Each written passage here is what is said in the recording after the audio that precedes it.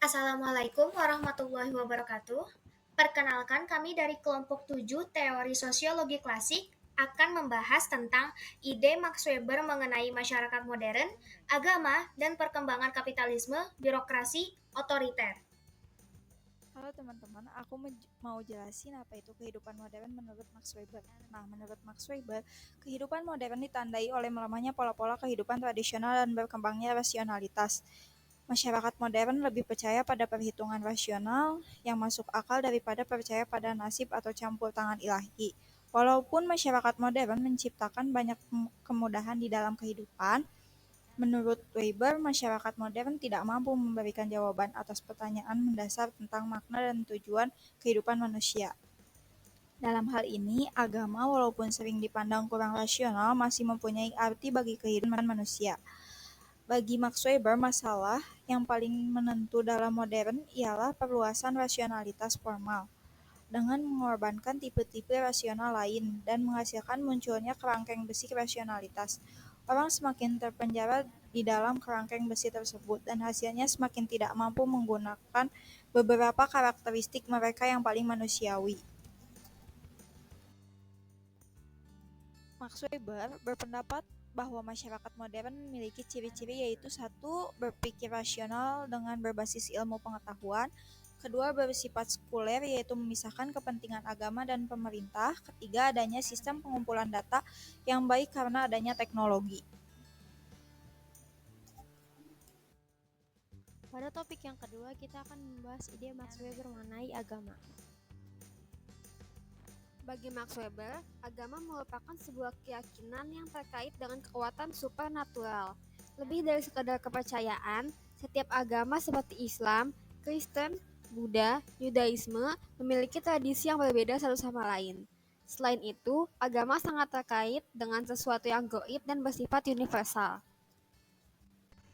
Max Weber mengawalinya dengan adanya stratifikasi sosial antara kelas menengah rendah dengan kelas menengah atas.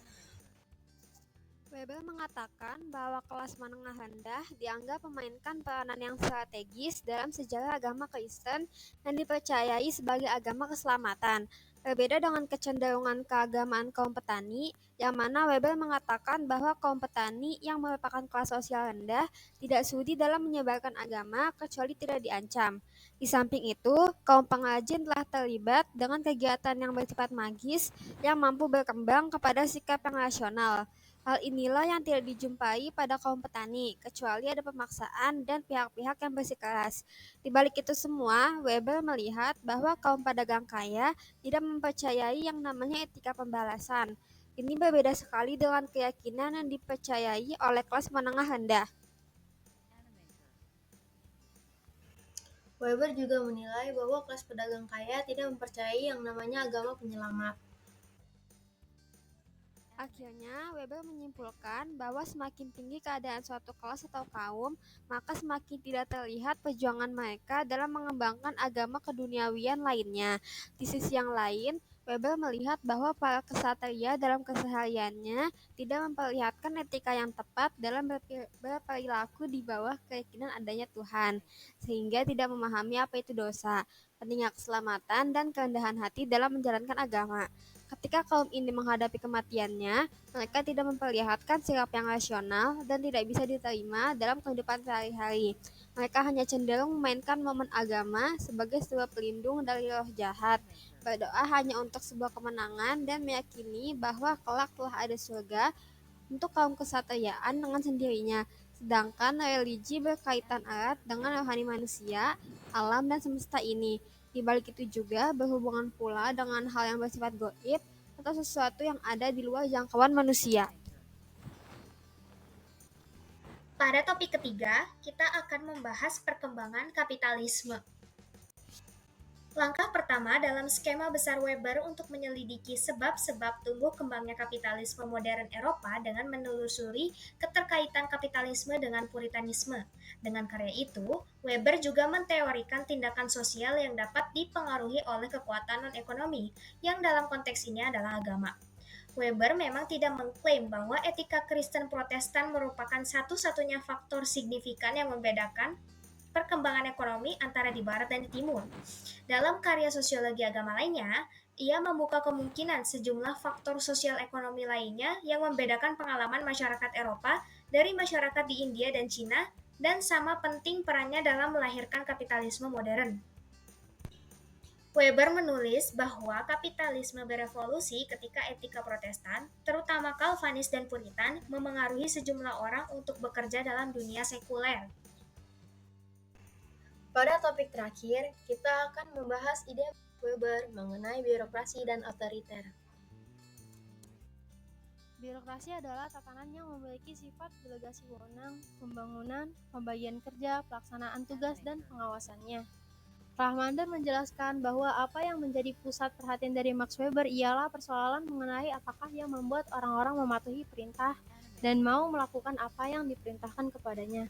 Persoalan ini menjadi penting ketika kita berhadapan dengan persoalan perubahan sosial secara kolektif. Dalam konteks ini, Weber membedakan antara kekuasaan yang berarti kemampuan untuk menggerakkan orang-orang dengan kekuatan dan kewenangan yang berarti perintah-perintah yang ditaati oleh orang-orang dengan kesediaannya sendiri. Sebagian besar analisa Weber mengenai birokrasi mencakup karakteristik-karakteristik yang istimewa yang dilihatnya sebagai tipe ideal.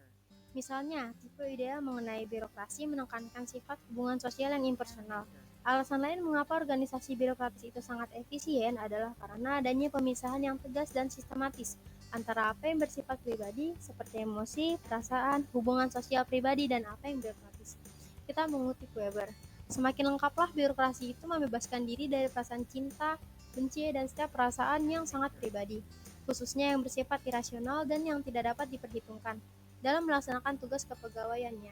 Dari pemimpin gaya lama yang digerakkan oleh simpati, kemurahan hati, lamban, dan penuh perasaan, kebudayaan modern memerlukan keahlian profesional yang lepas dari emosi dan tepat untuk menunjang pelaksanaan programnya.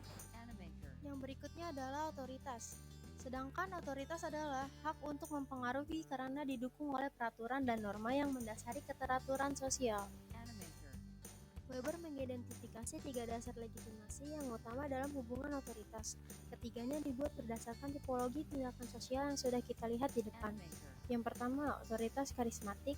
Yang kedua, ada otoritas tradisional. Yang ketiga, otoritas legal rasional. Yang pertama ada tipe otoritas karismatik. Dalam tipe ini, orang-orang bersedia untuk mentaati atau mematuhi sebuah kepemimpinan tertentu atas dasar keyakinan mereka akan karisma atau wibawa yang dimiliki oleh sang pemimpin. Karena karisma atau wibawa itu diyakini bersumber dari kekuatan yang sakral, maka tidak sembarang orang yang bisa mendapatkannya. Jadi, seseorang yang memilikinya akan dianggap sebagai pertanda bahwa dia telah memiliki kualifikasi untuk menjadi pemimpin mereka. Kepemimpinan di sini dibangun atas landasan keyakinan orang-orang akan kesakralan sang pemimpin yang tidak boleh dipertanyakan. Tipe yang kedua adalah tipe otoritas tradisional. Dalam tipe otoritas yang kedua ini, ketaatan dan kepatuhan orang-orang didasarkan pada adat kebiasaan yang telah dijalankan secara generasi bergenerasi. Kesetiaan pada adat kebiasaan menjadi nilai yang diutamakan. Di sini, sang pemimpin mendapatkan legitimasinya sebagai seorang pemimpin karena perannya sebagai penjaga dan penerus tradisi. Jika dalam tipe pertama, sang pemimpin masih berkewajiban untuk mengembangkan kualitas dirinya karena keharusan untuk Maha bisa memberikan arah dan jawaban bagi persoalan-persoalan yang dialami oleh mereka yang dipimpin. Dalam tipe kedua ini, sang pemimpin tak harus menjadi maha tahu karena telah ada tradisi yang menjadi landasan bagi arah gerak aktivitas yang harus dijalankan. Tatanan lama yang telah mapan menjadi dasar patokan penilaian bagi tepat atau tidak tepatnya sebuah tindakan. Sebagai konsekuensinya, tak mudah untuk melakukan sebuah perubahan sosial dalam tatanan yang sedemikian karena kesetiaan pada tradisi menjadi keutamaan.